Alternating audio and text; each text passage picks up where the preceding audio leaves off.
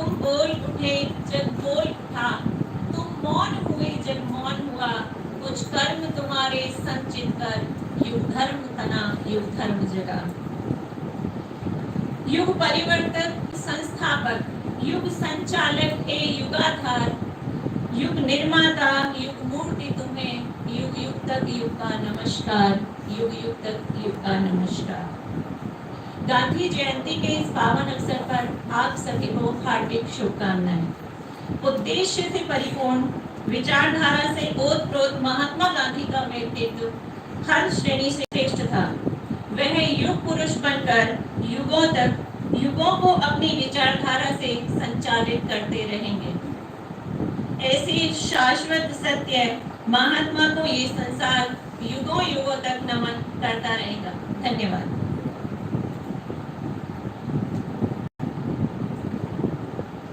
परम आदरणीय आज के हमारे कार्यक्रम के मुख्य अतिथि श्री पी.के. लहरी जी, हमारे विद्यालय के संस्थापक शासक, एमआईटी संकुल के निर्देशक Shri Prakash sir, principal trustee Shrimati Pramesh ma'am, महाप्रबंधक Utpal sir, former member Sangeeta ma'am, विभिन्न विभागों के विभागाध्यक्ष, आमंत्रित अतिथिगण एवं मेरे साथियों, आज मैं संगीता सिंह गांधी जयंती के इस पावन अवसर पर एवं विश्व अहिंसा दिवस के अवसर पर आप सबका एमआईटी परिवार की ओर से हार्दिक अभिनंदन करती हूँ एवं स्वागत करती हूँ। आज के कार्यक्रम का आरंभ हम गांधी जी के प्रिय भजन, जिसे कि हमारे विद्यालय के सीबीएसई के शिक्षिकाओं ने विभिन्न भाषाओं के समन्वय से तैयार किया है, उसके द्वारा आरंभ करेंगे। इसके लिए मैं धनेश मैम एवं उनके टीम को आमंत्रित करती हूँ।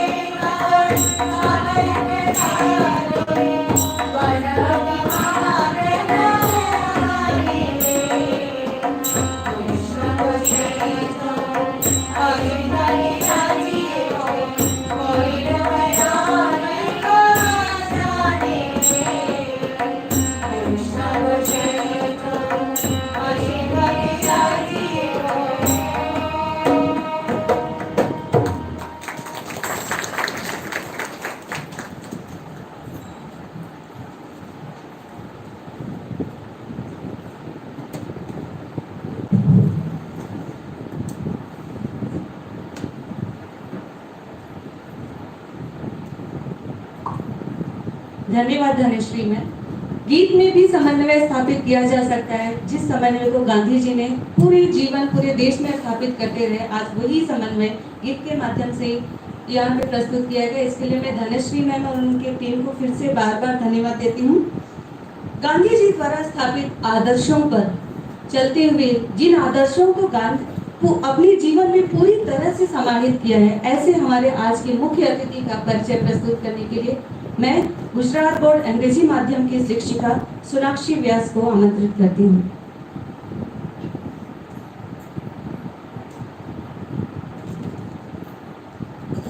Good morning, respected dignitaries on the dais and my dear friends. I am Sonakshi Vyas from English medium section is here to introduce our chief guest and eminent personality, Mr. P.K. Lahiri, on the occasion of 152nd Gandhi Jayanti. Mr. P.K. Lahiri is a very eminent personality and writer of the Gujarat state.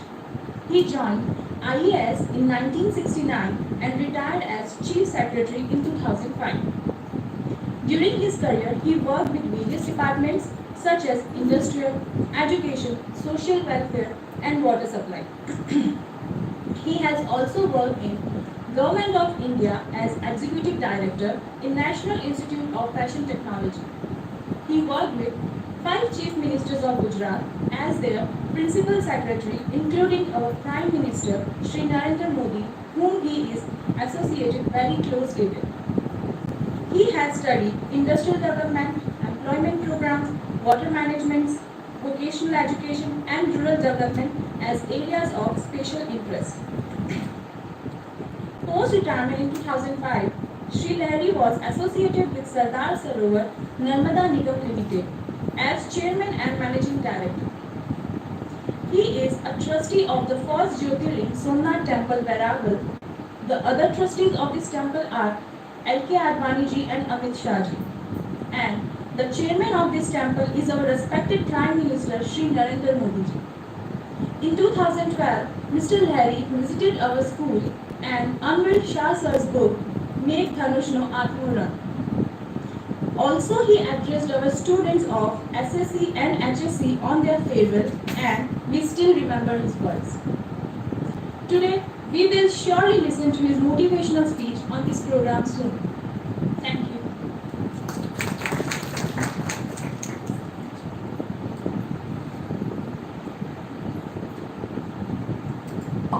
धन्यवाद Sonakshi ma'am. ली सच की लाठी उसने, ली सच की लाठी उसने, तन पर भक्ति का चोला, सबक अहिंसा का सिखलाया, सबक अहिंसा का सिखलाया, वाणी में अमृत घोला।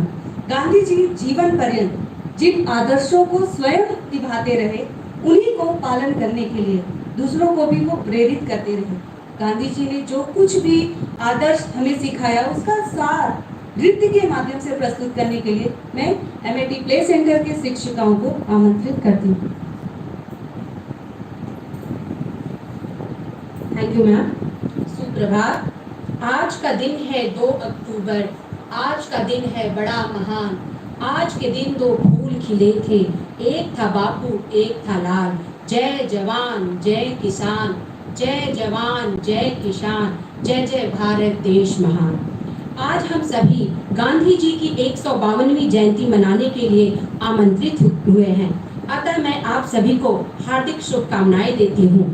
जंजीरों से बंधी हुई थी जब भारत की काया, तो विवेक की दिव्य दृष्टि से विश्व विजय कर आया। महापुरुष की सच्ची पूजा, उसके गुण अपनाना है, गुण जीवन में धारण करके जीवन को महकाना है, जीवन को महकाना है। देश की आजादी के लिए जिसने सत्याग्रह चलाया, सत्य और अहिंसा से जिसने अंग्रेजों को मार भगाया, आओ मिलकर मनाएं हम उनका जन्म दिवस, जिसने देश को गुलामी से आजाद कराया। ऐसी ही एक प्रस्तुति लेकर आ रहे हैं हमारी एमएटी प्ले सेंटर के फ्रेंड्स। Thank you.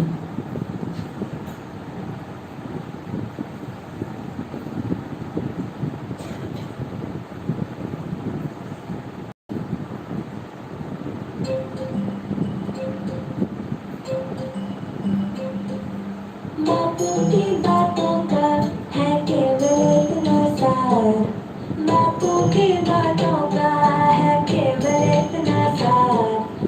सच की राह पे तो तुम आप ही लग जाओगे पार, चलो सच की राह पे तो तुम आप ही लग जाओगे पार।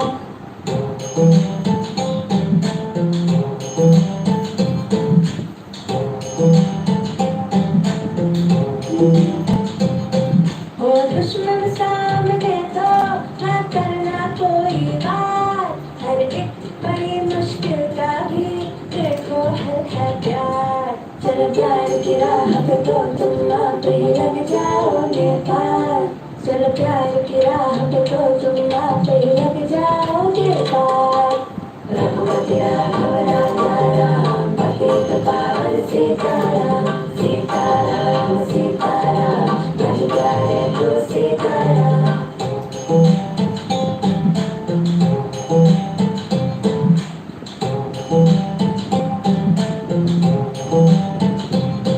हिंसा नहीं अहिंसा है विकास का आधार, बापू के हर सपने को करे आओ हम साकार, चलो अमन की राह पे तो तुम आप ही लग जाओगे पार, चलो अमन की राह पे तो तुम आप ही लग जाओगे पार।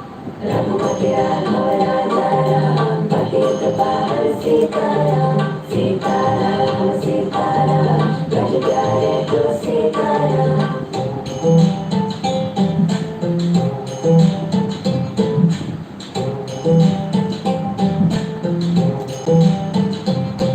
हो सादा जीवन हाजी, ऊंचे हो सदा विचार, कोई गैर नहीं दुश्मन, दुश्मन तो है मन के विकार, चलो सच की राह पे तो तुम आप ही लग जाओगे पार, चलो सच की राह पे तो तुम आप ही लग जाओगे पार। बापू की बातों का है केवल इतना सार, अरे बापू की बातों का है केवल इतना सार, चलो सच की राह पे तो तुम आप ही लग जाओगे पार, चलो सच की राह पे तो तुम आप ही लग जाओगे पार।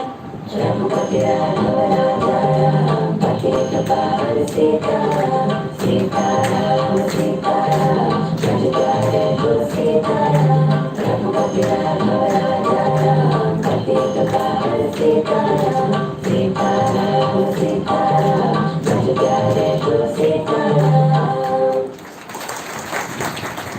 Nice performance, thank you teachers.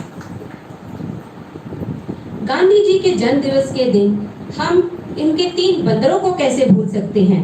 Gandhi जी को पसंद थे बंदर 3, तेज था उनका जापान और चीन, मीजारू, कीका जारू और ईवा जारू नाम के बंदर भाग गए हमारे बापू को पहले दिन के अंदर। गांधी जी ने इन बंदरों को दिया नैतिकता का पाठ, तो बन गए भैया ये गांधी जी के बंदर होशियार, बंदर होशियार। पहला बंदर बोला बुरा न देखो भाई बुरा न देखो, दूसरा बंदर बोला बुरा न सुनो भाई बुरा न सुनो, तीसरा बंदर बोला बुरा न बोलो भाई बुरा न बोलो। भरी हुई है बुराई से ये दुनिया जनाब, और बूंद बूंद से भरता है घड़ा जल का, क्यों ना हम होशियार बंदर बन जाएं, जो बुरा न देखे बुरा न दिखाए, जो बुरा न सुने बुरा न सुनाए, जो बुरा न बोले बुरा न बुलाए। आओ संकल्प लो मेरे साथ, बन जाएं हम भी बंदर होशियार, बंदर होशियार। ये तो थे गांधी जी के 3 बंदर, पर आज के आधुनिक युग का चौथा बंदर कौन?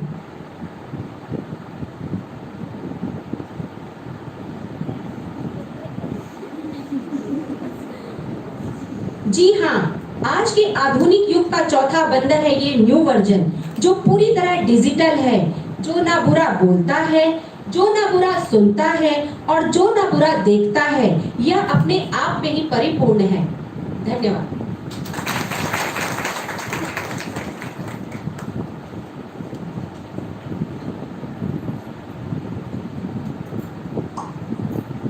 सच की राह पर चलते हुए अपने आप सबका बेड़ा पार लग सकता है और बुराइयां खत्म हो सकती हैं। इस आदर्श को यहाँ पर एमएटी प्ले सेंटर के शिक्षकों ने बहुत ही सुंदर तरीके से प्रस्तुत किया। वे सत्य अहिंसा के प्रतीक, वे सत्य अहिंसा के प्रतीक, वे प्रश्नों के उत्तर सटीक, वे युग निर्माता युगाधार, आलोकित जिनसे जग जहान, आलोकित जिनसे जग जहान। आज के बदलती हुई परिस्थिति में हर एक के मन में प्रश्न उठता होगा कि क्या करना चाहिए और क्या नहीं करना चाहिए। ऐसी परिस्थिति में अक्सर लोगों के मन में ये विचार आता है कि आज अगर गांधी जी हमारे बीच होते तो कैसे जवाब देते या इस परिस्थिति को कैसे संभालते। इन्हीं परिस्थितियों को एक माइंड के माध्यम से प्रस्तुत करने के लिए अंग्रेजी माध्यम गुजरात बोर्ड के शिक्षक और उनकी टीम आ रहे हैं।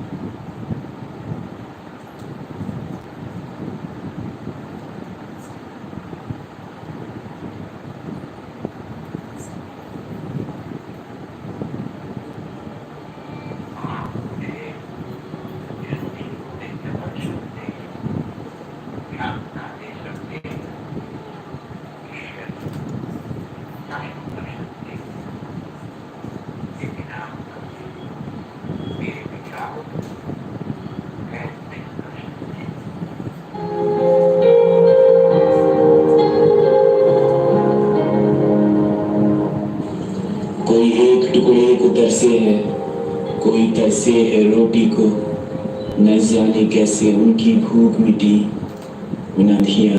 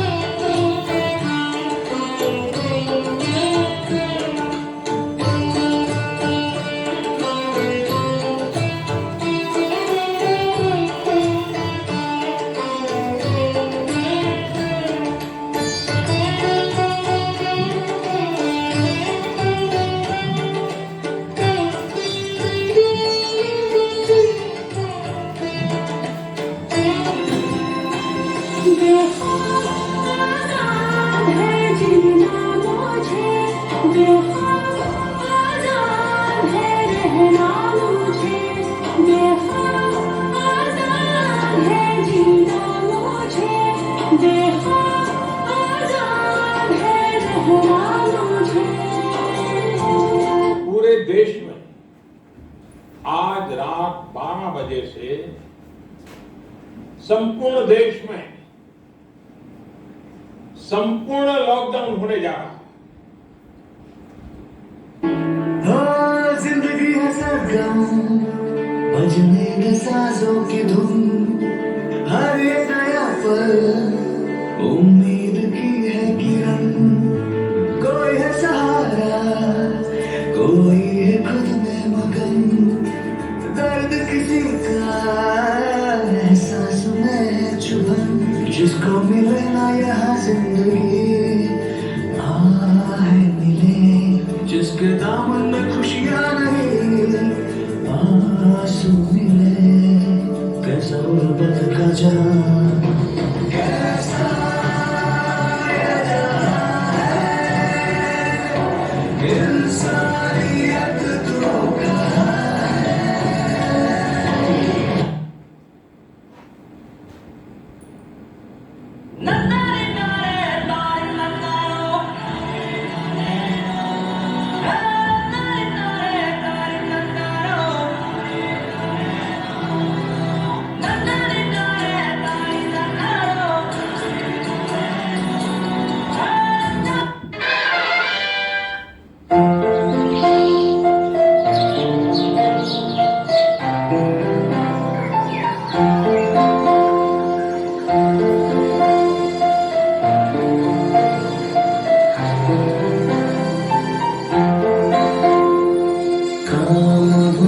अच्छे हमारे और नीयत साफ हो,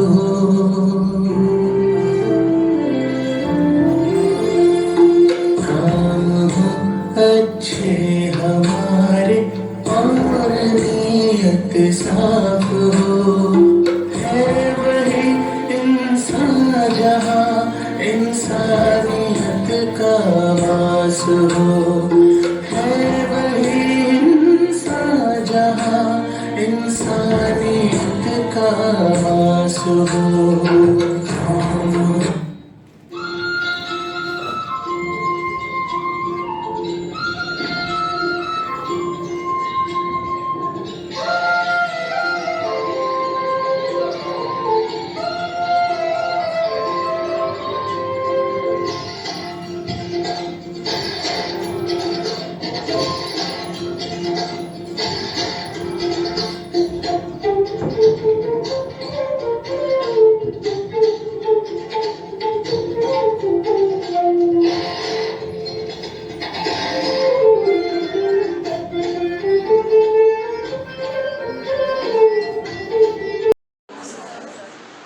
थैंक यू डियर फ्रेंड्स। आज के गांधी जयंती के अवसर पर हमारे आज के मुख्य मेहमान Gandhian man with principles Gujarat की नर्मदा योजना से जुड़े हुए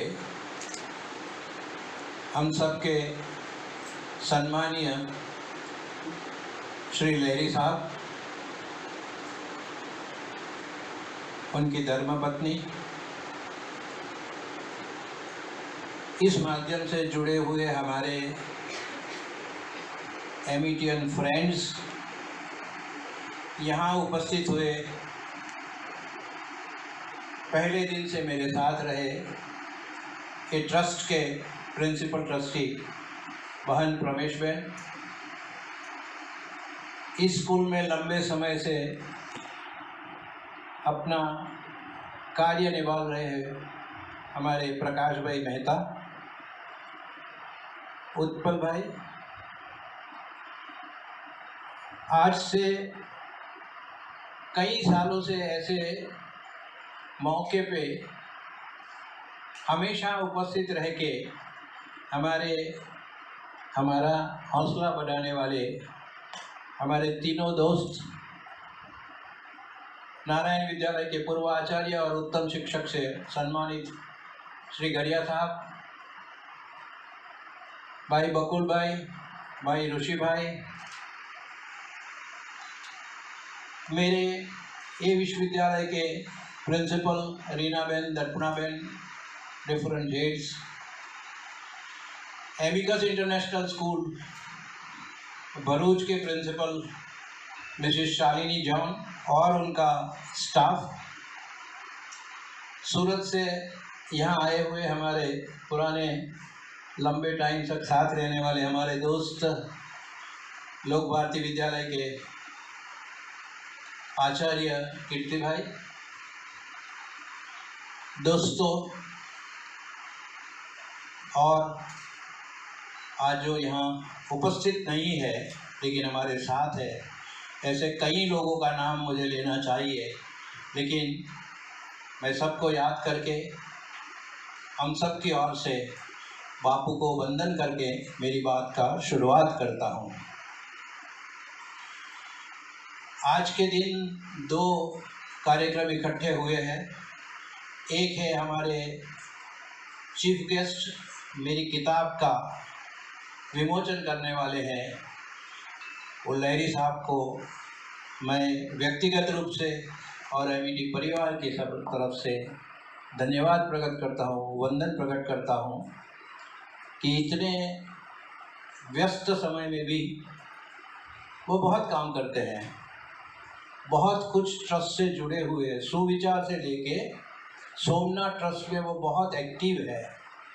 इसके बावजूद भी मेरी एक रिक्वेस्ट सुन के उन्होंने सम्मति दे दी। लहरी साहब, मैं फिर से आपका शुक्रगुजार व्यक्त करता हूँ।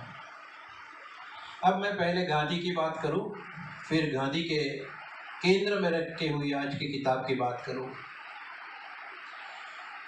दोस्तों, एमिटी का ये सौभाग्य रहा है कि गांधी इस स्कूल के कण कण में आ गया और उसका कोई श्रेय एक ही व्यक्ति को जाता है, जिनको हम देखने भी वाले हैं, सुनने भी वाले हैं, हमारे बीच नहीं है फिर भी हम उनके आशीर्वाद लेंगे। वो थे पराग जी भाई बापू। उनके साथ काफ़ी लोग थे, वो सब गांधीयन जिए थे। वो गांधीयन थे ऐसा नहीं, गांधीयन की जिंदगी जी थी। हमारे रोहित के पापा है या तो पीटी दवे साहब है, और काफ़ी लोग यहाँ के जो गांधी की राह पर चल पड़े थे। ऐसे लोगों के बीच में एमईटी की शुरुआत हुई तो बात ये हुई दोस्तों कि उनकी प्रेरणा की वजह से यहाँ बैठे हुए सब शिक्षकों को स्वागत करने के लिए हम गांधी की ऑटोबायोग्राफी ऑफ महात्मा गांधी, और नाम भी कितना अच्छा दिया, सत्य ना प्रयोगो, एक्सपेरिमेंट विथ ट्रुथ। बहुत दिक्कत बात है। आज मैं बड़ौदा से आ रहा था तो मैं उत्पल भाई को बता रहा था, सत्याग्रह करना सरल है, खाना छोड़ देना सरल है, लेकिन कोई हम पे घाव करता है और हमें रिएक्ट नहीं करना है, I think it is practically impossible for any individual. हम पे कोई हाथ लगाता है तो हमारा तुरंत हाथ उठ जाता है। हम ऐसा सोचे कि ऐसा कैसा गांधी ने माहौल किया होगा, पैदा किया होगा कि सब सत्याग्रही कितने लाठियाँ खाने के बावजूद भी there was no action and reaction. एक ही बात को गांधी को आज देखना है, समझना है, सुनना है, उनके राह पे चलना है, तो कोई बैड रिएक्शंस का, कोई बैड एक्शन का हमें रिएक्शन नहीं देना चाहिए। और आई थिंक आज हम सब वो फ्रीडम फाइटर को नतमस्तक वंदन करते हैं, प्रणाम करते हैं, उनके पैर छूते हैं कि जिनकी वजह से आज हम आज़ादी प्राप्त कर चुके हैं। पहले आपको जो किताब दी गई उसके बाद मेरा ख्याल है हर साल गांधी जयंती के अलावा भी काफ़ी अच्छे कार्यक्रम एक या दूसरी वजह से होते रहे। आप सबको पता है कि बापू 150 ये मैत्री सेतु का अंक का अनवेलिंग गांधी जी की प्रपौत्री नीलम बेन ने किया था। हम नवसारी गए थे। मुझे इससे ज़्यादा जो बातें करनी है वो 3 बातें आपसे करनी है। I am putting before you 3 wonderful books which have been distributed to you. Gandhi ji कहानी, गांधी जी ने जीवन यात्रा जो हमारे महेंद्र भाई ने संक्षिप्त में की है, और उससे भी आगे, as all of you know very well, Gandhi का जीवन परिवर्तन अनटू दिस लास्ट बुक से हुआ। वो बुक उनको दी गई और उन्होंने वो किताब पढ़ के जो बात लिखी, समझी, सजाई, वो थी हिंद स्वराज में। ये किताब की हिंदी, इंग्लिश और गुजराती कॉपियाँ हमने हंड्रेड्स में भी डिस्ट्रीब्यूट की है। और जो गांधी को जानते हैं, समझते हैं, उनको पता है Hind Swaraj is the only good solution to get the freedom and to get the success in life. सबसे ज़्यादा आज किसी की ज़रूरत है तो गांधी की इसीलिए है कि अभी हमारे फ्रेंड्स वो जो एक्शन किया, जिन लोगों ने प्रोग्राम इधर दिया, मैं सबको अभिनंदित करता हूँ, धन्यवाद प्रकट करता हूँ, और let us give them a big applause by congratulating them. MEd का नाता अलग सा है दोस्तों। जब बच्चे होते हैं तो बच्चे वो कार्यक्रम करते हैं। प्रकाश भाई और उनके फ्रेंड की वजह से टीचर्स बच्चों जैसा ही कार्यक्रम करते हैं। आई थिंक ये विशाल आगे ले जाने की जो बात है वो बहुत अच्छी है, चालू रखना। मैं फिर से वो बात पे आ जाऊं कि आज गांधी की सबसे ज़्यादा ज़रूरत इसीलिए है कि आप कोई भी देश में जाओ, कहीं भी जाओ, किसी से भी बात करो, लेकिन पूरे वर्ल्ड में एक ही आदमी ऐसा है जो नाम मात्र से जाना जाता है। You speak the name of Mahatma Gandhi or Gandhi ji, and anybody in any part of the country, world, हाँ गांधी जी था, Gandhi ji was there, Gandhi ji was a unique person। दोस्तों, हम सब बहुत नसीब वाले हैं कि ऐसे गांधी के देश में हमारा जन्म हुआ और हमारी कारकिर्दी आगे बढ़ रही है। Gandhi was a great teacher and fortunately we all are teachers। Gandhi ji के राह पर चलने का यही रास्ता है कि हम गांधी की बातों को समझें, सुनें, उसका अमल करें।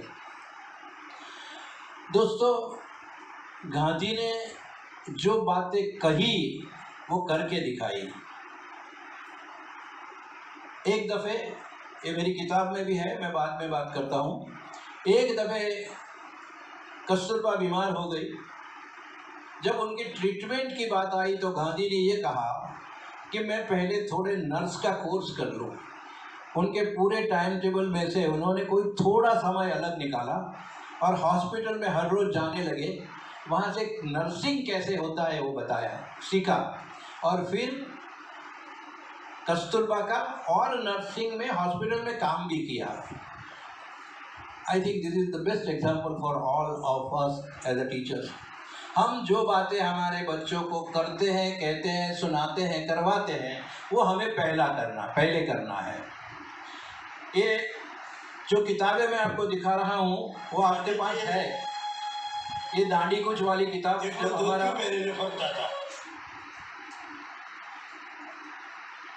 ये गांधी जयंती हमारी स्कूल का 25 ईयर्स हुआ तो हमने गांधी जी भरूच में जो जो जगह पे गए वो पांचों जगह पे हमारे बच्चे गए थे।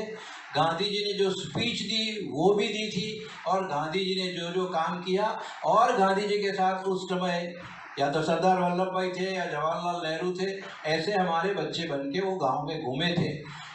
इसीलिए ये हुआ कि हमारे बच्चों में जान अनजाने से ये बात सही हो गई कि गांधी एक यूनिक पर्सनालिटी है। दोस्तों, आज गांधी को हम एक किताब के माध्यम से सम्मानित कर रहे हैं, ट्रिब्यूट कर रहे हैं। Gandhi was never a centre, he was a circumference. आपने कभी ऐसा सोचा कि एक आदमी के पास जो आया वो उनका बन गया? वो सरदार पटेल था, रविंद्रनाथ टैगोर था, या तो सुभाष चंद्र बोस था। What must have been a power of attracting the other peoples with him was a big thing. हमें ये सबसे ज़्यादा कोई चीज़ सीखनी है तो वो सीखनी चाहिए कि दूसरे को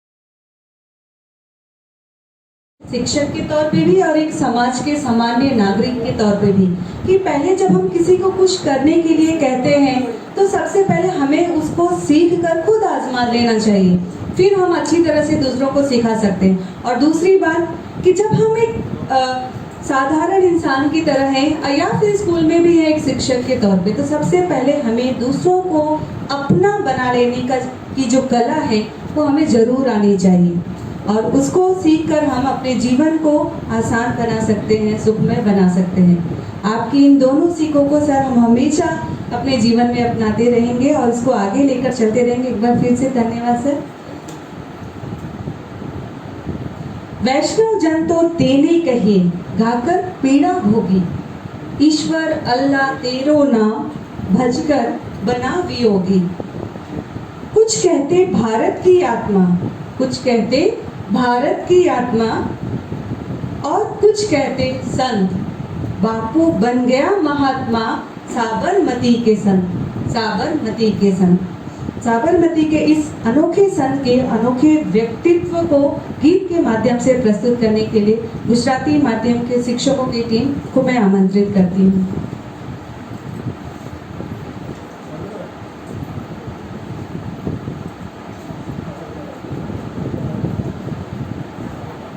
सामान्य नागरिक के तौर पे भी, कि पहले जब हम किसी को कुछ करने के लिए कहते हैं तो सबसे पहले हमें उसको सीख कर खुद आजमा लेना चाहिए, फिर हम अच्छी तरह से दूसरों को सिखा सकते हैं। और दूसरी बात कि जब हम एक साधारण इंसान की तरह हैं या फिर स्कूल में भी है एक शिक्षक के तौर पे, तो सबसे पहले हमें दूसरों को अपना बना लेने की जो कला है वो हमें ज़रूर आनी चाहिए, और उसको सीखकर हम अपने जीवन को आसान बना सकते हैं, सुखमय बना सकते हैं। आपकी इन दोनों सीखों को सर हम हमेशा अपने जीवन में अपनाते रहेंगे और इसको आगे लेकर चलते रहेंगे। एक बार फिर से धन्यवाद सर। वैष्णव जन तो तेने कहे गाकर पीड़ा भोगी, ईश्वर अल्लाह तेरो नाम भजकर बना वियोगी। कुछ कहते भारत की आत्मा, कुछ कहते भारत की आत्मा, और कुछ कहते संत, बापू बन गया महात्मा साबरमती के संत, साबरमती के संत। साबरमती के इस अनोखे संत के अनोखे व्यक्तित्व को गीत के माध्यम से प्रस्तुत करने के लिए गुजराती माध्यम के शिक्षकों की टीम को मैं आमंत्रित करती हूँ।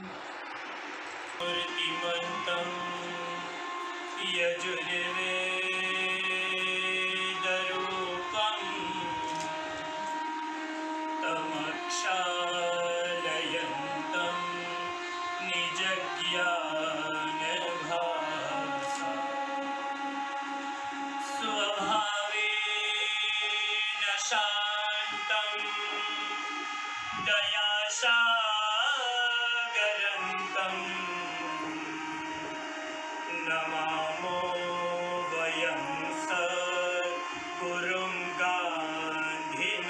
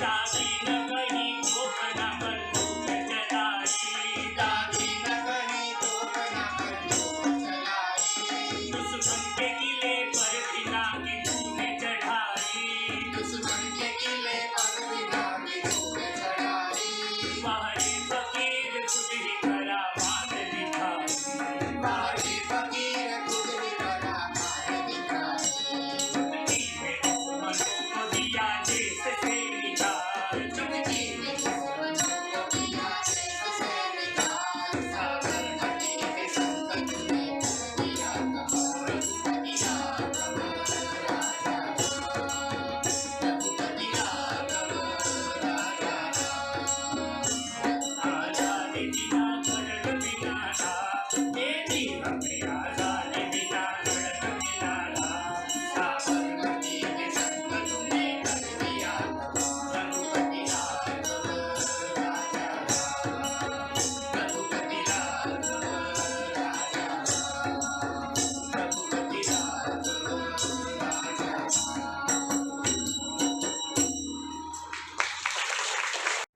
वाह, आपके सुरीले प्रस्तुतिकरण ने तो गांधी जी के अनोखे व्यक्तित्व को बहुत ही सुरीले अंदाज में यहाँ पे प्रस्तुत किया। गांधी साहित्य के रूप में प्रसिद्ध गांधी जी के बहुत सारे लिखित साहित्य हमारे समक्ष हैं, जिसमें उनके द्वारा लिखे हुए पत्र हमारे लिए धरोहर समान है। उन्हीं धरोहर में से कुछ मोती स्वरूप चुनकर हमारे समक्ष ला रहे हैं higher secondary coordinator Nivedita ma'am और एवं उनकी टीम। तो मैं निवेदिता मैम को स्टेज पर आमंत्रित करती हूँ। Please ma'am.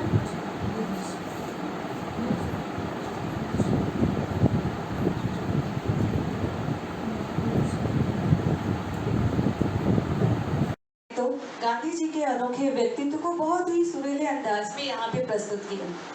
गांधी साहित्य के रूप में प्रसिद्ध गांधी जी के बहुत सारे लिखित साहित्य हमारे समक्ष हैं, जिसमें उनके द्वारा लिखे हुए पत्र हमारे लिए धरोहर समान है। उन्हीं धरोहर में से कुछ मोती स्वरूप चुनकर हमारे समक्ष ला रहे हैं higher secondary coordinator Nivedita ma'am और एवं उनकी team.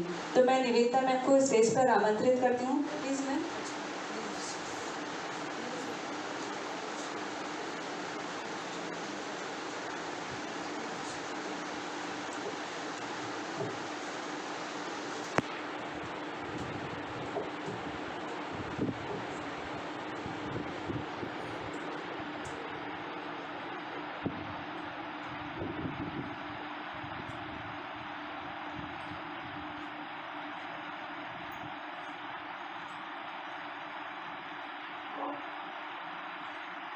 Good morning to everyone. Just in continuation to what we have been listening to, Shah sir telling us, ki what is the relevance of Gandhi and philosophy in today's world? Sometimes it comes to our mind ki Gandhi, who was born in Indian soil, he has become a global figure now. His concepts are a global cult. And in today's world, when we are facing so many conflicts between peace and violence, between the frame of mind, the fight between consumerism, the fight between amassing power, I think today Gandhi has become even more relevant than what he was 1 century back when he led India's freedom struggle to the journey of independence. Precisely that is what I would like to bring in front of you through some invaluable letters, through some stories which are less known to us, which would reflect on 4 aspects. The first is how Gandhi had walked with different people in consensus in spite of all the differences. He had differences with many people as far as his philosophies is concerned, but still he walked in consensus because the aim and objective is same. The value of time, value of service, and I have a very interesting letter which he wrote to the Führer, that means Adolf Hitler, a very less known thing. let us see. I would call Mrs. Dipti Sharma, who would be telling us something about how Gandhi worked in spite of differences and along with consensus. Dipti. Thank you, Nivedita ma'am. Differences in style. We all have different styles. But time about Gandhiji. Gandhiji never forced anyone to adopt his approach, nor he gave up his own. He was comfortable with a group of people with diverse ways of working. Let me show you this his own writing. He wrote a letter to Sardar Vallabhbhai Patel regarding Nariman on 24 July 1937. I'm just reading a letter. There is a difference in our ways of getting such things done. That is all that I have to say. Who can say which method is better? A comparison cannot be made even from the results. I would not abandon my method even if it yields no results at all or wrong results. Similarly, you cannot give up your method. It is a matter of how we feel about it. One can only do what suits him best. I do not expect that position can in any way be changed by my letter. My health is quite good and I need some rest. This letter shows that Sardar Vallabhbhai Patel and Gandhiji had a different styles of working, but both of them together fight for our freedom. That's all I have to say, and I call upon Jayashree ma'am to recite story in front of you. Thank you.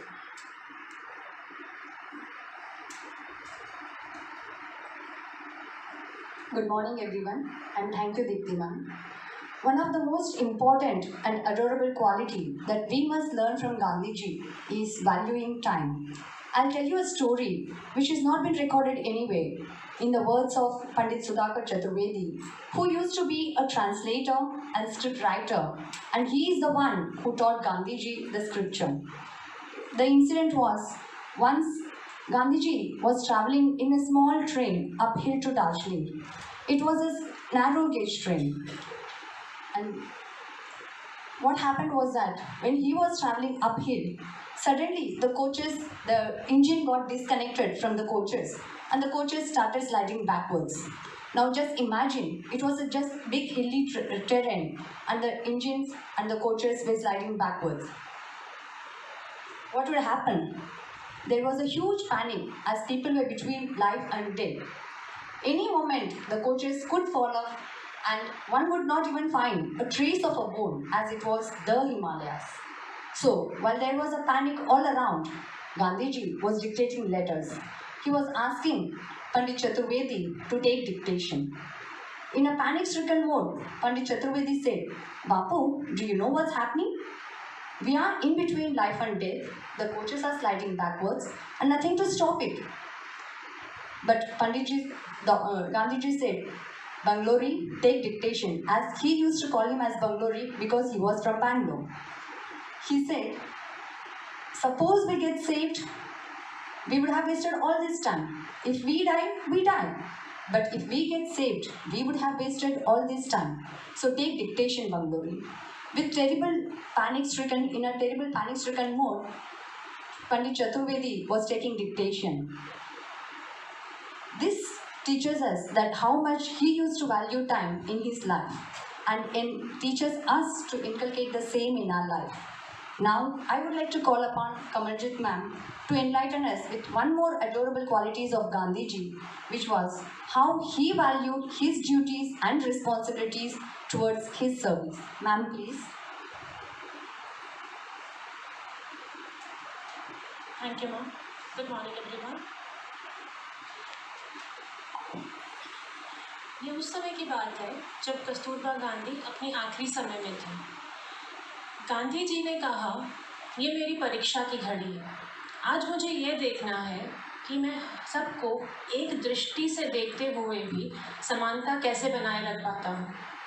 जब गांधी जी ये कह रहे थे, उनकी आंखों में आंसू थे। कभी किसी ने उन्हें इस हाल में नहीं देखा था। उनके आंसू सब कुछ बता रहे थे। गांधी जी बोले, आज मुझे अपनी साथी जो 40 वर्षों से मेरे साथ है उसे अलविदा कहना पड़ रहा है। साथी भी वो जिसने मेरी हर कमी को दूर किया और हमेशा मेरा साथ दिया। He said, today is the trial of my spirituality. Thank you. I would request Nivedita ma'am to narrate an incident of, a very interesting incident of Gandhiji's life. Thank you. Vande Mataram, Vande Mataram. It is something about having plenty lot of courage to write letters to Adolf Hitler, the great terror of that time, the great dictator. And the letter was written from whom? Someone who is known as Mahatma to someone who is known as the Führer, who was the person responsible for waging the great Second World War. The letter was written twice. The one which you can see on the screen, this was written on 1939. And this letter, interestingly, a month after this letter was written, Hitler, we can anticipate what the reason is, signed the iconic non-aggression pact with the Soviet. Maybe there was some influence from the letter, and बंदे में really दम होना चाहिए सामने से ये लिख के बताने के लिए that I would like to read a few lines from the letter. You can find that the letter says, "My dear friend." He is addressing Adolf Hitler as my dear friend.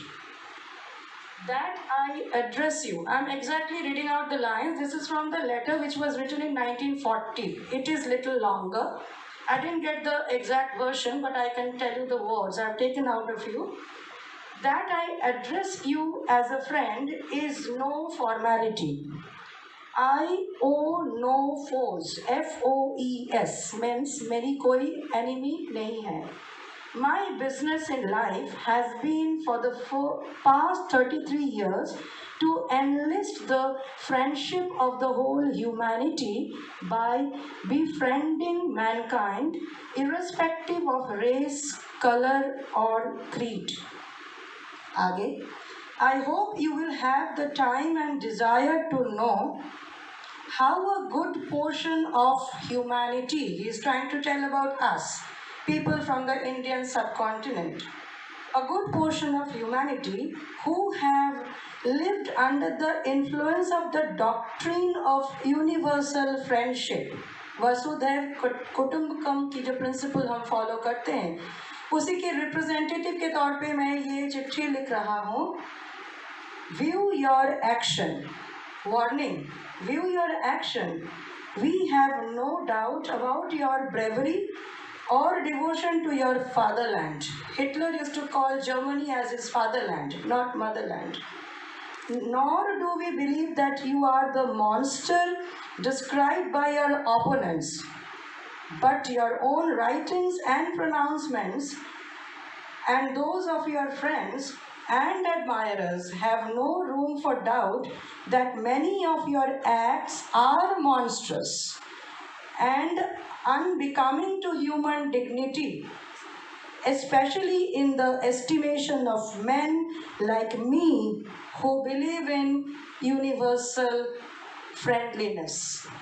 I think बंदे में real courage चाहिए to write such a letter, and this is where we need to stand, keep our foot firmly on ground and say that आपका यकीन बनता है एक विचारधारा. आपकी विचारधारा से बनती है आपकी कार्यशक्ति. आपकी कार्यशक्ति से बनती है एक प्रथा. यही प्रथा से बनता है हम सबका आदर्श, और इसी आदर्श से बनती है हमारी आदत. चलो आज इस गांधी जयंती के पावन अवसर पर हम सब मिलके बापू के जो आदर्श यानी सर्वोदय और सत्याग्रह के हम पालन करते हैं, और इस विचार को लेके हम पूरी दुनिया के लिए एक ताकत बने. Thank you all. उनकी टीम के द्वारा जो घटनाएं यहाँ पर उद्धृत की गई और जो पत्र में लिखी गई बातों को यहाँ पर प्रस्तुत किया गया, उसकी प्रासंगिकता न केवल तब के समय में थी बल्कि आज भी उतनी ही है। इसके लिए मैं फिर से धन्यवाद देती हूँ निमित्ता मैम, आपकी टीम को। कल्पना को परिष्कृत करने वाले एवं व्यक्तित्व के नए नए आयाम को प्रस्तुत करने वाली पुस्तक केंद्र नहीं परिधि बनिए का सार संक्षेप प्रस्तुत करने के लिए मैं गुजराती माध्यम के वरिष्ठ शिक्षक श्री नवनीत पटेल सर को आमंत्रित करती हूँ।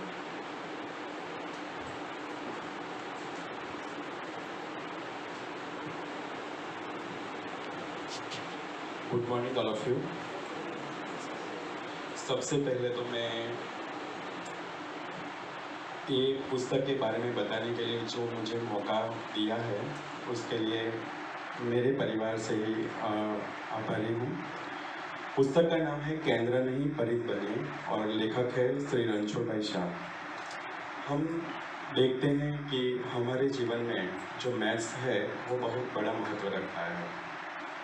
हम सब उसको स्वीकार भी करते हैं और हम बचपन से ही देखते हैं कि जो अंक है उसको रटते रटते हम पूरे गणित को या तो मैथ्स को अपने जीवन में ग्रहण करते हैं, अंकगणित के रूप में, बीजगणित या तो भूमिति के रूप में। और उसमें भूमिति हो वो ट्रायंगल भी हो और स्क्वायर भी हो। और दूसरी बात ये है कि जो सर्कल है हम सब उस सर्कल में समाकर सर्कल को बनाते हैं। यानी ये पहली बात जो है वो पुस्तक का जो शीर्षक है उसके बारे में।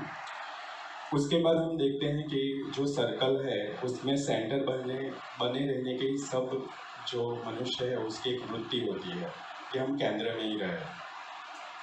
और उसमें हमने वो बनाया है तो सविशेष वो वृत्ति रहती है, हमने जो सर्कल बनाया हो तो। और जो सर्कल के केंद्र में रहे वो अपने आप को समझते हैं और दूसरों को भी, अन्य लोग हैं वो भी देखे हमें वो केंद्र में, ऐसा सोचते हैं। और दूसरी बात आती है परिधि। तो परिधि में रहकर भी हमें अपनी बड़ी जिम्मेदारी को निभाना पड़ता है। अब जो पुस्तक की रचयिता है कि वो आजीवन एक गणित अध्यापक के साथ साथ आचार्य, संचालक, लेखक, मार्गदर्शक आदि प्रवृत्तियों के केंद्र में रहे हैं। लेकिन अब ये पुस्तक के जो लेखक है वो परिधि पर जाकर या तो परिधि के स्थान पर अब बैठे हैं। जैसे एक सफल क्रिकेटर हो तो वो निवृत्त होकर कमेंट्री बॉक्स में जाकर बैठता है और बाद में वो होने वाली जो केंद्र में होने वाली जो प्रवृत्तियाँ होती है उसका कमेंट्री बॉक्स में से बैठकर निरीक्षण कर जो नए खिलाड़ी होते हैं उसको केंद्रगामी बल को बढ़ाने का काम करता है। वैसे ही ये काम है। दूसरी बात है कि केंद्र नहीं परिधि बनिए ये पुस्तक के लिए कहा जाए तो उसका शीर्षक ही काफ़ी है हमारे लिए। उसमें 22 जितने प्रकरण हैं। पूरे पुस्तक का सार या तो सत्व उसमें आ ही जाता है। जैसे जैसे इस प्रकरणों से हम गुजरते जाते हैं वैसे वैसे अनेक ऐसी घटनाएं क्रम उसमें आती है, वो हमारे सामने आती है कि हमें कई बार वो पढ़ते पढ़ते हमें ऐसा लगता है कि इसमें से हम भी है उसमें, या तो वो पात्र में हम अपने आप को ढालते हैं। और कई प्रसंग ऐसे घटनाओं उस 22 प्रकरणों में हैं कि वो हमारे आसपास ऐसी घटना हुई है, जाने अनजाने में, कभी कभी हमारे अपने साथ भी हुई हो, ऐसा हमें लगता है। ऐसा आत्मीय वर्णन है वो वानप्रस्थाश्रम कदम रखने वाले कौटुंबिक या तो बाह्य क्षेत्र में वो जो प्रौढ़जन हैं उसके लिए पुस्तक निवृत्ति काल में एक दीवा डांडी के रूप में हो सकता है। लेकिन वर्णन किए गए प्रसंगों में जो प्रौढ़वाचक है वो अपने आप को उसमें ढूंढते हैं कि मैं कहाँ हूँ इसमें। या तो लेखक ने पुस्तक में सीधी बात बताई है कि हर एक का अपना एक समय होता है या तो समय काल होता है कि वो समय काल पूर्ण होने पर अपना किरदार पूर्ण करने के बाद हमें योग्य समय पर वो मंच छोड़ देना चाहिए। उसमें ही हमारी समझदारी है। क्यों? क्योंकि जो नए उत्तराधिकारी है उसको तैयार करने की प्रक्रिया भी साथ साथ चलनी चाहिए, तो बदलाव जरूर हो सकता है। दूसरी बात यहाँ पर ये भी है पुस्तक के जरिए कि सर ने हमें 22 जितने उससे भी कदाच ज़्यादा होते विविधीय पुस्तक हमने दिए हैं, और लेकिन कभी वो ऐसे प्रतिष्ठित सिद्धहस्त लेखक भी कहे, लेकिन सर ने कभी ऐसा नहीं सोचा कि या तो ऐसा सम्मान वो नहीं चाहते हैं। पहले तो वो श्रेष्ठ वाचक है, और जब वो पढ़ते हैं और उसे अच्छा कुछ लगा तो तुरंत वो दूसरों को भी वो मिले ऐसा प्रयास करते हैं, या तो ऐसे कुछ प्रवृत्तियाँ भी होती है कि जिसके सबको वो बात जानने को मिले। उससे परिचित करवाना लेखक की या तो सर की मनपसंद प्रवृत्ति है।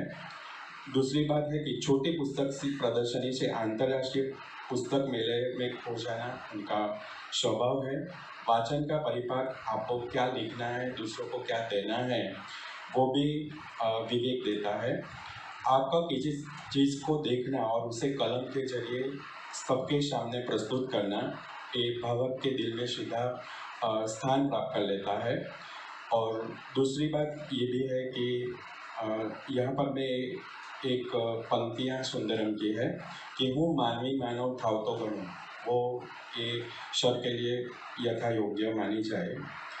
दूसरी बात ये है कि यहाँ पर जीवन के दो पहलू के बारे में बताया है, एक है स्व केंद्री और दूसरा सर्व केंद्री।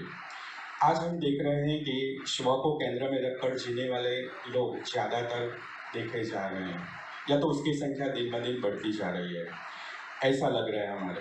दूसरी बात है कि हमारा भारत देश है वो ग्रामीण संस्कृति का प्रतीक माना जाता है, और वहाँ सब एक केंद्र में है, एक ही पाठशाला होती है, एक ही कुआं होता है, एक ही मंदिर होता है, और सब मिलजुल कर रहते हैं गांव में, और वो गांव की संस्कृति है। दूसरी बात है कि गांव में सब एकता और बंधुत्व के साथ रहते हैं।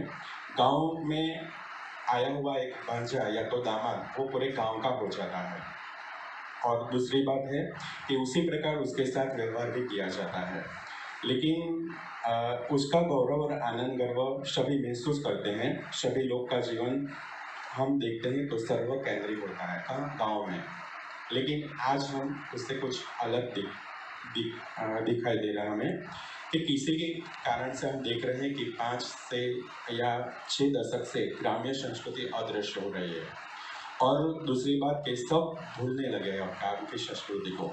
अब सब गांव में भी हम देख रहे हैं कि शहर की हवा बहने लगी है।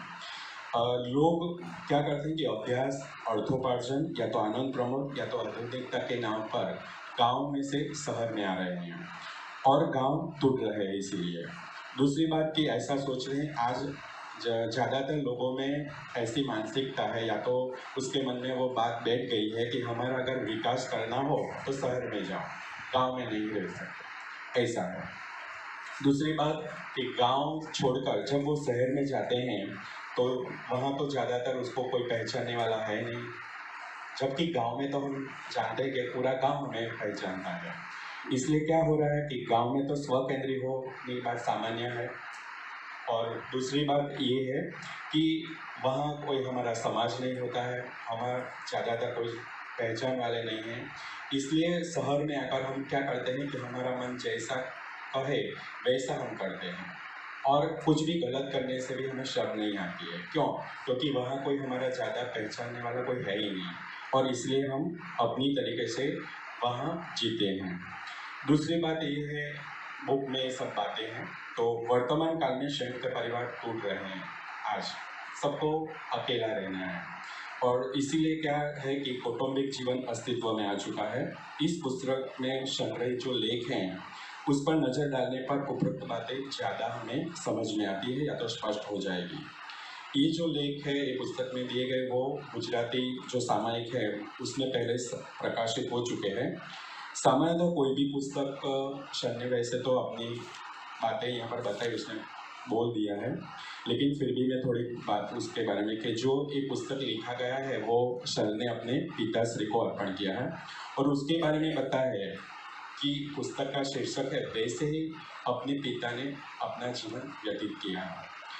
कहते हैं कि परिवार में हमारा भी वैसा ही होता है, तो यहाँ पर बताया गया है कि पूरे परिवार में 150 भी ज़्यादा परिवार के सभ्य थे, लेकिन कभी पिताश्री ने उस पर ऐसा निर्णय डालने का काम नहीं किया। अपना सबको अपने अपना निर्णय अपने मुताबिक करना है। कई बार ऐसा भी हुआ कि जो सभी परिवार के लोगों ने निर्णय लिया उसमें मन दुख भी हमारा होता है, फिर भी उन्होंने स्वीकार कर लिया। और दूसरी बात कि वो फिर भी तटस्थ रहे। अगर परिवार में किसी सभ्य ने कुछ गलत निर्णय ले लिया फिर भी वो तटस्थ रहे, उसे सह स्वीकार कर लिया। तो सर ने अपने पिता ने ऐसा जीवन जिया, कदाचित ऐसा भी वैसा ही शीर्षक यहाँ पर है कि पिताश्री भी केंद्र में नहीं रहे लेकिन परिध में रहकर अपना जीवन जिया। कुछ 22 जितने यहाँ पर प्रकरण हैं, उसमें से मैंने थोड़े बहुत उसके बारे में मैं 2-3 लाइन बताने वाला हूँ। पहला ही प्रकरण है केंद्र नहीं परिध बनिए। उसमें बताया गया कि हमारा जो सामाजिक जीवन है, कौटुंबिक जीवन है, व्यक्तिगत जीवन है, इस 3 स्थानों पे मनुष्य स्थिर हो जाता है और उसे जीवन में संघर्ष का सामना करना पड़ता है। लेकिन अगर जो मनुष्य समझ कर जीता है तो उसे अपार सुख का अनुभव मिलता है। यानी कहने का मतलब कि हमें स्थिर नहीं होना है, जीवन रूपी सर्कल के सेंटर में चिपक नहीं जाना है, उसे संघर्षों का सामना करना पड़ता है। इसलिए हमारा जीवन हमें सोच समझ कर व्यतीत करना चाहिए। और एक चैप्टर है कथड़ेला सामाजिक संबंधों के बारे में बताया है कि आज हम देख रहे हैं कि परिवर्तन कुदरत का नियम है और मनुष्य अपने अनुकूल उसमें कहने का मतलब कि अनुकूल उसमें हो जाता है वैसे वातावरण में, और वो बात अंत्य सरल बात मानी जाती है। आज हम देख रहे हैं कि हमारे परिचित से हमें प्रेम प्राप्त करना चाहते हैं, वो अंत्य जरूरी है।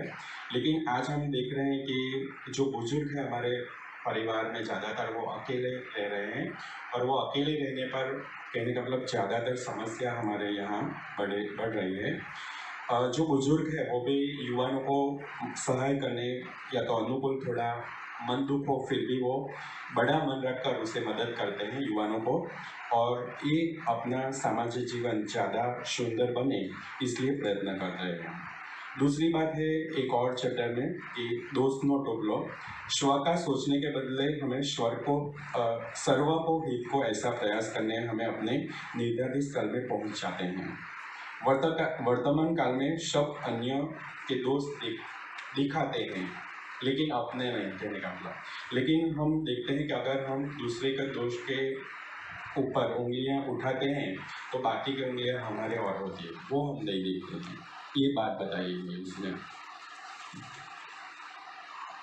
और आखिर में यहाँ पर जो एक 10वां जो प्रकरण है उसके बारे में बताकर मैं अपनी बात पूर्ण करूँगा।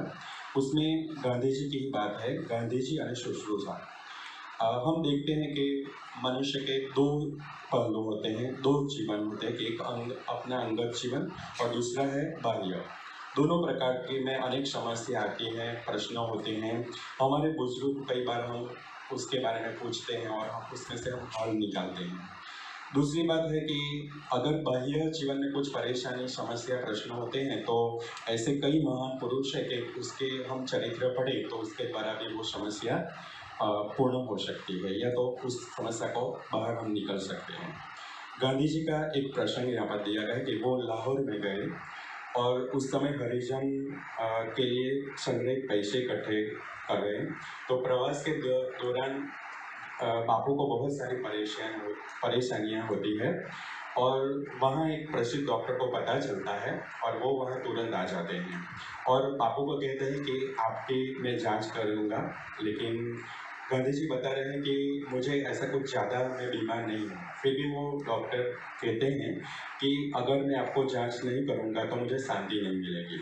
तो बापू कहते हैं कि मेरी जांच करो लेकिन फ़ी लेकर, ऐसा कहते हैं। तो फ़ी के बिना तो मैं अपनी जांच नहीं करवाऊँगा। मुलाकाती मेरा इंतज़ार कर रहे हैं और उसमें से मैं आपके लिए कैसा समय निकाल सकता हूँ।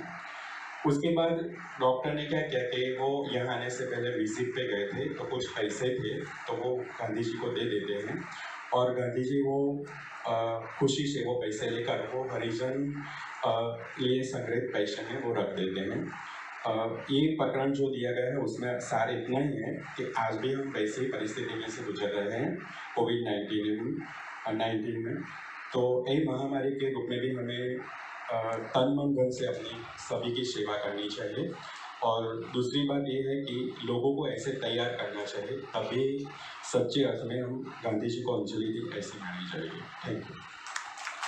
पुस्तक के बारे में अगर हम कुछ शब्दों में कहें तो इतना हम कह सकते हैं कि आज पारिवारिक स्तर से लेकर विश्व स्तर तक की जितनी भी समस्याएं, उसमें से अधिकांश समस्याओं का जड़ जो है वो केंद्र बने रहने में है। अगर उनका विकेंद्रीकरण कर दिया जाए, सब परिधि की तरफ बाहर निकलने लगे, तो बहुत सारी समस्याओं का समाधान अपने आप हो सकता है। गांधी जयंती के इस पावन अवसर पर शाह सर की लिखी इस पुस्तक का विमोचन करने के लिए मैं हमारे आज के कार्यक्रम के मुख्य अतिथि श्री पीके लहरी सर जी से निवेदन करती हूँ कि वो पुस्तक का विमोचन करें। Please sir. આજે ઓનલાઈન એક મારે વધારાની કામગીરી કરવાની છે। આપણા સૌના આદરણીય શ્રી રણછોડભાઈ દ્વારા લખાયેલું કેન્દ્ર નહીં પરિઘ બનીએ પુસ્તકનું વિમોચન કરવાનું છે। ત્યાં સૌ મિત્રો છે તે આપને પુસ્તકનું શીર્ષક બતાવશે। હું અહીંથી આ પુસ્તક માટે શુભેચ્છા પાઠવું છું। રણછોડભાઈ ખૂબ જ નિયમિત રીતે અનેક સામાયિકોમાં લેખો લખે છે, જેનો મૂળભૂત હેતુ હકારાત્મક વાતાવરણ ઊભું કરી લોકોને પ્રેરણા આપવાનો હોય છે। આ પુસ્તકમાં પણ એમણે જે સલાહ આપી છે એ ખૂબ વ્યવહારુ છે, સાથે સાથે આદર્શ પણ છે। મને એ કહેતા આનંદ થાય છે કે પોતાની પ્રતિકૂળ તબિયત વચ્ચે પણ એમના અનુભવનો અર્થ ભાવિ પેઢીને મળે તે માટે રણછોડભાઈ સતત કલમ ચલાવતા રહેશે। આપણે પ્રભુને પ્રાર્થના કરીએ કે એમના જ્ઞાન અને અનુભવ આધારિત લેખો આપણને સતત મળતા રહે અને આગામી પેઢીના ઘડતરમાં આ લેખોનું મૂલ્ય અમૂલ્ય છે એવો મારો ખૂબ સ્પષ્ટ અભિપ્રાય છે। મુરબ્બી શ્રી રણછોડભાઈને આ પ્રસંગે વંદન સાથે હું શુભેચ્છા પાઠવું છું। आप भी आइए। दरिया साहब को एक किताब देने के लिए सांसद को मैं निमंत्रित करता हूँ। ऋषि भाई को किताब देने के लिए रमेश भाई आप आइए। और फोटो पड़ा मैं लास्ट लेकर आता हूँ कीर्ति भाई के लिए। ये हमारे सर एक फोटो वाले सारी में पूरा एमिकस परिवार की ओर से आप भी आइए। कहाँ है सारी? आ सकती है इधर।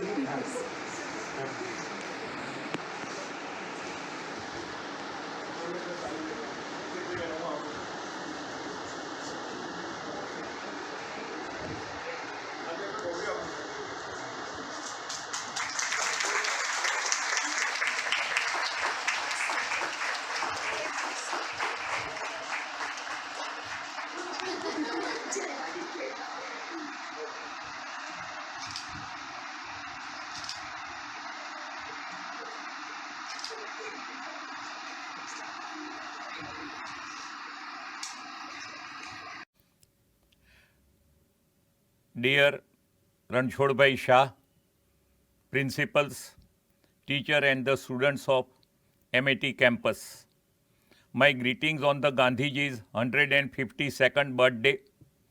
When we think of Gandhiji, we think about noble ideas, human values, concern for the deprived. Some people have made it a mission to distort the history to tarnish the image of Mahatma Gandhi. Our constitution guarantees a freedom of speech and expression. However, to abuse such right, especially by tampering with the truth, is showing disgrace. We should use our discretion. Gandhiji faced all types of criticism during his lifetime and replied to that very sportingly. Gandhiji was humble. He understood the human nature. He was frank and truthful. His own renunciation and sufferings inspired millions of people in this country to participate in the freedom struggle. It is not only in India, but the world over, people are inspired when there is a force, compulsion, violence, hatred in the world to deal with. He awakened this nation and made it stand up to British Empire. His courage and confidence changed the whole scenario. Let us guard ourselves against the motivated campaign of malice. The life and thoughts of Gandhi will inspire the mankind for many more generations. When anyone challenges the authority, the exploitation and slavery, Gandhiji is there to guide us. Gandhiji's path is difficult, but there lies the solutions for many of the contemporary problems. Let us be worthy of his great heritage.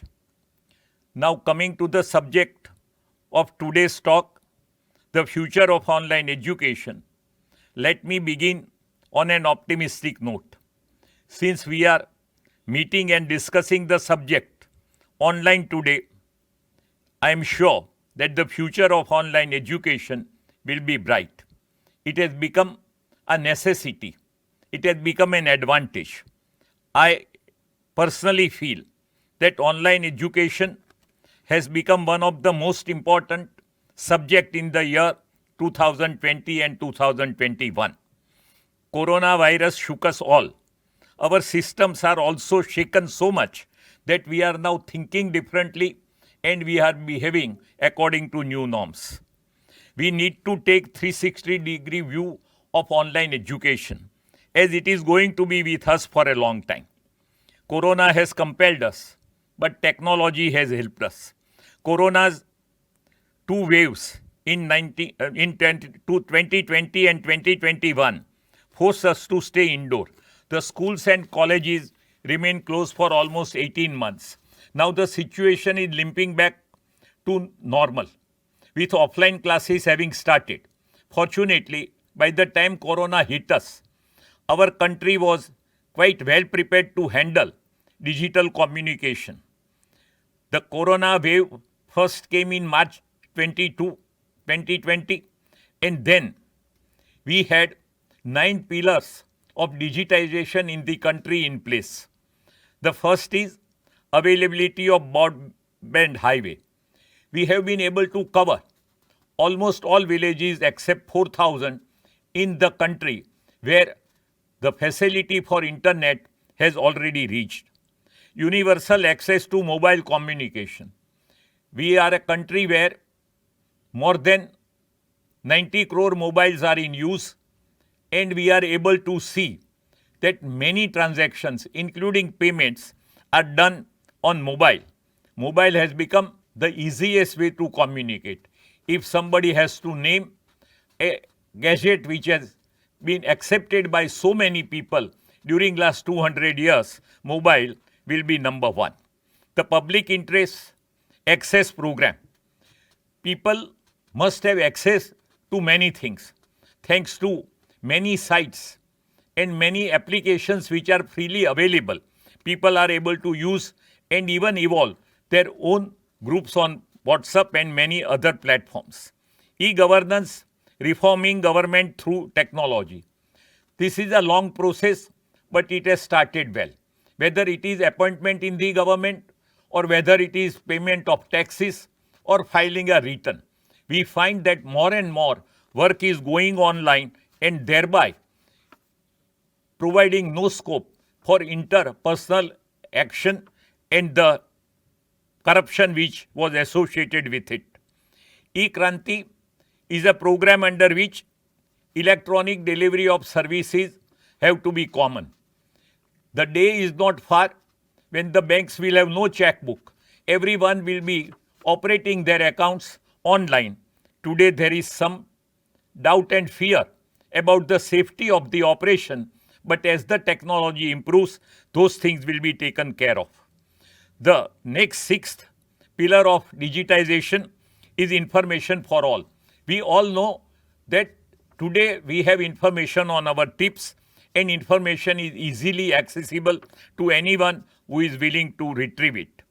We have to also strengthen electronic manufacturing. Today we are dependent on many other countries for chips, mobile phones and many other things.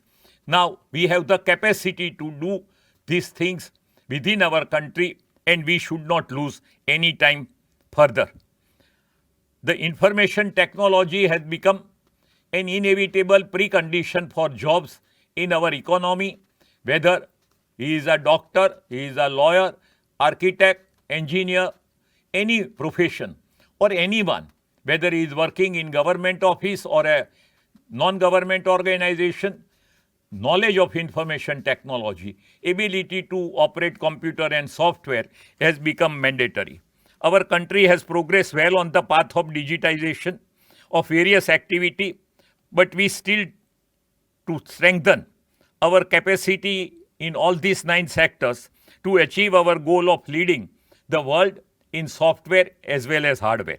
If we trace the history of online learning, we find that invention of radio enabled us to carry voice over a long distance. It was a revolution then. News, music, drama, public announcement, and education for the masses became possible through radio. However, the impact of radio was relatively limited because it was only audio system, while creation of television and making it available throughout the world has revolutionized the communication. Through television, we have both audio and video before us, and it is introduced on such a large scale that no part of the world is untouched by it. When television was being introduced in India, our famous scientist and visionary Dr. Vikram Sarabhai had predicted that if we treat television box as an entertainment box, we will miss out on the capacity of the system to educate people through that medium. Unfortunately, we could not follow Dr. Vikram Sarabhai's advice literally, and today most of the time devoted on TV neither relates to education nor to health, but on flippant subject and the serials. This started in USA, where television became a commercialized operation. The marketing was done through soap operas, whom we call serials now, and the news debate kept the audiences glued to the television set. It made people couch potatoes, lazy, and mentally conditioned. Television was castigated, therefore, as an idiot box. Britain, on the other hand, kept the monopoly of BBC over TV for a long time, and even charged as reasonably good fees from the public to have access. For number of years, there were no advertisement on British TV. However, the sports event with huge number of viewers and heavy amount in sponsorship changed the situation. Moreover, the satellite ring orbiting Earth made it possible to telecast program all over the world for all day long. We call it 24/7. Television today is not only a pastime, but in fact has become an addiction. Millions of people see all the events sitting in their drawing rooms. You can see an elephant fighting a crocodile or a fashion show. You can see a movie or a cricket match. You can watch a football play or Olympic event, so on and so forth. Mankind is busy shooting with cameras all day and broadcasting it all over. It spreads information along with rumors and many unauthenticated news. Social media today circulates almost 2.5 billion images, pictures every day. This is a tsunami type of situation where we are not able to really get the best out of it because there is a deluge of information.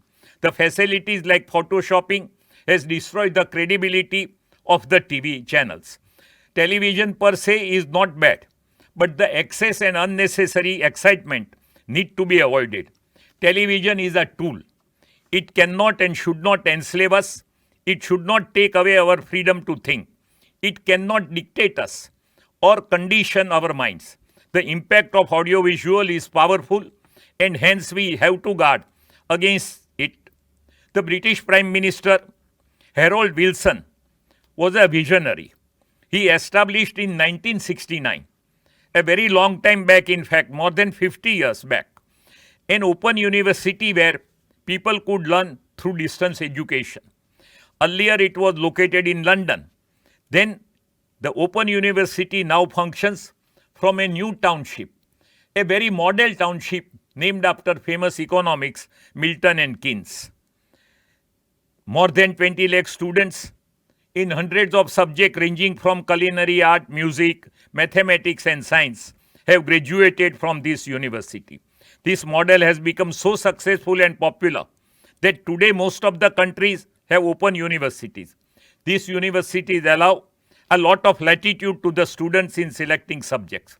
Study from home at convenient time, easy access to educational material and simple way of examination has created a new environment for all. This system is at the root of what we now call as online education today. Online education can be defined as a process to teach through a television or other electronic device, through an internet connection to a student who can learn, can record or can participate in the exercise. There are many advantages associated with online education. The first and foremost advantage is that it is quite flexible. It has a potential to overcome distance and give us virtual feeling of a classroom. The teacher and the students are face to face but on a virtual platform. If the program is pre-recorded, the student has at liberty to see it at any time. Online education as per the fixed timetable with subjects and fixed hours has been preferred by the schools and colleges during the pandemic years. The second important advantage is that teacher through scanning can deliver the lecture in a PowerPoint presentation mode. A teacher in online education can cover much more details, share pictures, videos and give many reference links. The mode of entire online education does require special training and preparation. A teacher now has no option but to be tech savvy. The students of our generation has an edge over your teacher. You as the students are far more well versed in operating instruments like mobile, tab or laptop. You should cooperate with the teachers to raise the quality of input. Teachers might need your help for the presentation. The mindset of the teachers also need to be totally changed. Old pedagogy, the method of teaching, is to be replaced by a modern way of audiovisual presentations backed by so many applications and devices. The third distinct advantage is that the base teachers could be made available to a class, not only to a class, but to the entire student community anywhere. The tuition classes were smart enough to recognize this opportunity even before 2020, and they started private tuition classes online and registering more than 1 million of students. I should not name them, but they were busy using technology to capture huge all India market of aspirants to competitive exams, entrance exam or qualifying exams. Some have been highly successful as subject specialists. The teaching is an effective way. Online require patience, slow and systematic exposition, keeping it lively and giving tips on further studies. A mere chalk and talk system will not work. A teacher is now like an artist on the stage. His performance needs rehearsals and continuous improvements. People are watching you from an image, and that image has to be very refined, very effective and aesthetically presented. The fourth advantage is that it is recorded and available to students at subsequent times. YouTube, Wikipedia and many others have become treasure trove of information for purpose of education. It was said as a marketing prop that the world is in your grip. The potential of self-study Swadhyay has become limitless. Your generation is fortunate to have full and free access to knowledge. All your thoughts can be implemented. All your dreams can be fulfilled. All your skills can be developed and updated. All your creations can be propagated universally. All your achievements can be shared and made known to all over the world. Online education on one hand enables you to learn, while on the other hand, it empowers you to share your knowledge and skills to limitless audience. The fifth significant advantage is that online education is cost effective and eco-friendly. The closure of schools and colleges improved the quality of air in the cities. So many vehicles which were plying on the road need not make any single trip. The atmosphere improved and the cost to your parents decreased substantially. The recording and open access will lead to total restructuring of all educational institutions. We will need teachers, but they will function as mentors. The classes on the record, its use at a subsequent date, will free teachers from repeating things day in and day out. They will have much more time to refine their work and ideas, the same in the direction of perfection. None is immune to impact of technological advancement, and it is now the turn of education. Educational sector will not be able to escape the impact of digitalization which is going on at a rapid speed in our country. Online education has many problems. It is not a panacea for all ills. If we look at it, there are certain serious issues. The impact of online education is to be assessed, taking into consideration its disadvantages as well. The main disadvantage has been tediousness, boring. What we are watching is an image. We are not seeing a person. This affects the body as well as the mind. Students sitting in front of a screen for a long time every day gets adversely affected in their eyes, muscles, posture and mind. Boredom sets in as a student is seeing constantly images on an electronic device. It leads to alienation and depression because we are social by nature. We want that education does not become a substitute for personal interaction. Online education is abhorred by so many people because it promotes isolation for a long time, depriving young students of interacting with each other. Online education tends to make the students self-centered. It takes away the benefit of socializing, which is one of the 4 important parameters which UNICEF had earlier prescribed. The online education is cost effective, but it also consumes energy as well as creates e-waste. G2, G3, G4 or G5 are the technologies which are installed at a considerable cost. It requires millions of dollars to install those facilities before people can use it. The creation of internet facilities as well as the cost of computers, laptop, mobile is forbidding for a large number of student community. Online education has potential to create e-waste. It also requires power and connectivity. Lack of infrastructure can result into inequality amongst the students. Let us hope that we are able to create harmony and balance between the direct teaching method and online education. We must combine based of the both alternatives. When we talk of online education, we should remember, friends, that today we have adopted it out of necessity. But it is high time that the educationalists, the teachers and the mentors define their role, rather redefine the role to be available to students offline as well as online. A balance is called for and we cannot escape it. Today, we are at a crucial stage. Many people advocate that schools will disappear.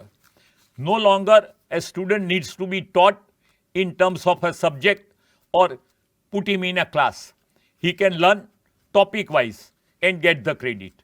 The new education policy talks about such an approach. But in our country, in order to provide basic abilities through education, we need to have classrooms, we need to have teachers, we need to have traditional method of teaching. But at the same time, the teaching is an art. And the object of the art is to enable students to grasp. If students can grasp in any better way, that way should be encouraged. And online education is one thing that if we use properly, it is like a weapon.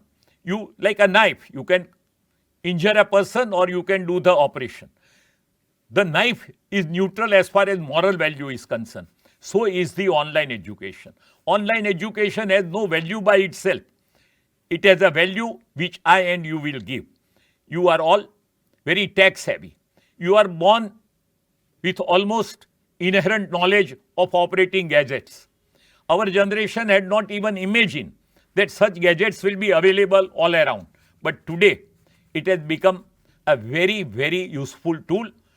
The question which Dr. Vikram Sarabhai referred to, and he experimented initially with a channel from Pinj in Kheda district, and through ISRO, he made it possible that all programs were relevant to society, relevant to education, relevant to the income of the villagers. We need to do a socially useful online teaching module. Unless we evolve that module, a mere copying or converting classroom only on the online without combining the potential and the benefit of a system will be a gross injustice to the education. We need, on the day of Mahatma Gandhi's birthday, we have to remember that he always used certain things like watch. He was very particular. He described even body as a machine. We should not be afraid of technology. We have to live with it, and what use we make of it will be ultimately the determinant for our happiness and progress.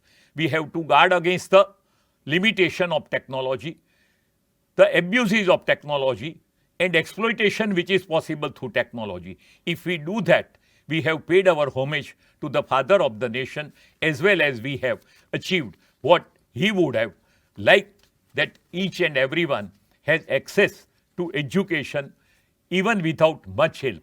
His mobile is his university. His mobile is his universe.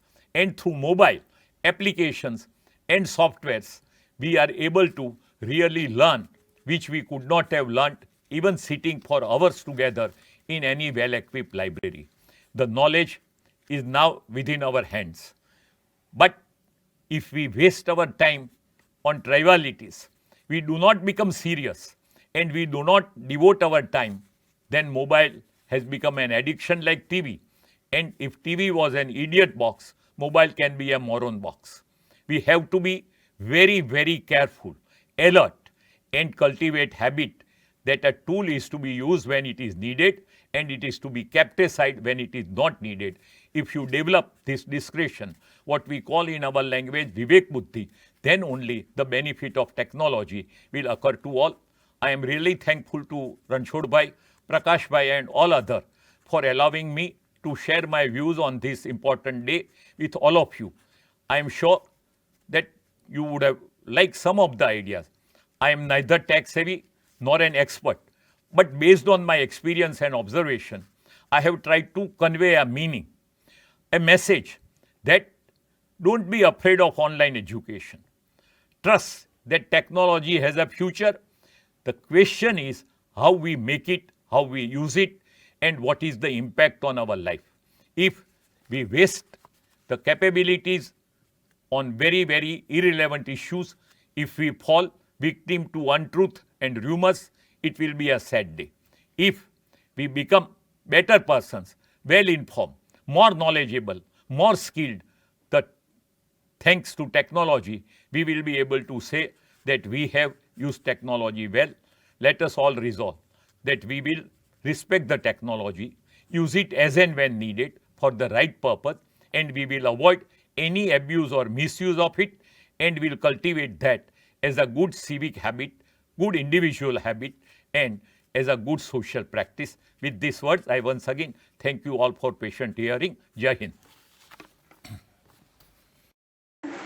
Sir ने बहुत ही अच्छी बात यहाँ पर बताई है, जिसमें online शिक्षण और जो प्रत्यक्ष शिक्षण है, दोनों के समन्वय की दोनों का समन्वय होगा तो हम अपनी शिक्षा को बहुत ही अच्छी और प्रभावकारी तरीके से बच्चों तक पहुंचा सकते हैं। हमारा तो उद्देश्य ही है कि हम जो कुछ भी पढ़ाएं वो बच्चों तक पहुंचना चाहिए। फिर उसके लिए हमें चाहे ऑनलाइन शिक्षण का सहारा लेना पड़े या फिर प्रत्यक्ष शिक्षण का, लेकिन अगर दोनों का समन्वय करते हैं तो वो बहुत ही अच्छी तरह से हो सकता है और बहुत प्रभावी हो सकता है। तो यहाँ पर जो सूचना से संबंधित तकनीक है उनको हमें अपने जीवन में एक निश्चित दायरे में रखना है। उसका दुरुपयोग भी किया जा सकता है, उसका सदुपयोग भी किया जा सकता है। वो प्रयोग करने वाले के ऊपर निर्भर करता है कि वो उसका प्रयोग कैसे करता है। अगर हम अच्छी तरह से करते हैं और उसका सदुपयोग करते हैं तो निश्चित ही हमारा जो शिक्षण है वो बहुत ही प्रभावशाली होगा। एक बार फिर से धन्यवाद सर। खाते दृढ़ होकर अनशन भी वो करते थे, रुई से सूत बनाकर चरखा नित्य चलाते थे। अपनाओ उत्पाद स्वदेशी सबको यही सिखाते थे। गांधी जी के द्वारा दिए गए सारे सीख को हम अपने जीवन में अपनाने की प्रतिज्ञा करते हुए आज का हमारा ये कार्यक्रम यहीं पर समाप्त होता है। अब मैं गुजरात बोर्ड अंग्रेजी माध्यम की शिक्षिका मृदुला सिंह को आमंत्रित करती हूँ। धन्यवाद ज्ञापन करती हूँ।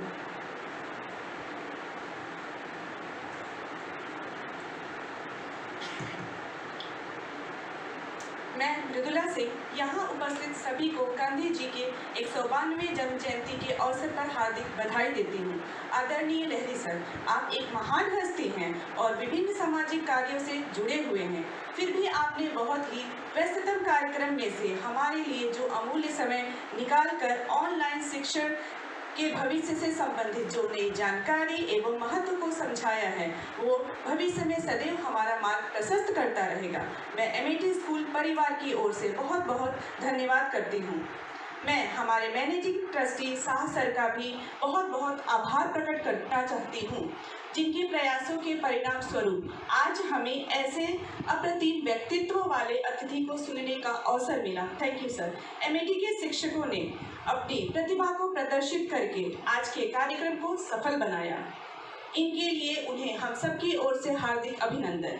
मैं गांधी जी के विचारों को अपने आचरण में अपनाने की प्रतिज्ञा लेते हुए हम अपनी वाणी को यहीं विराम देती हूँ। Thank you.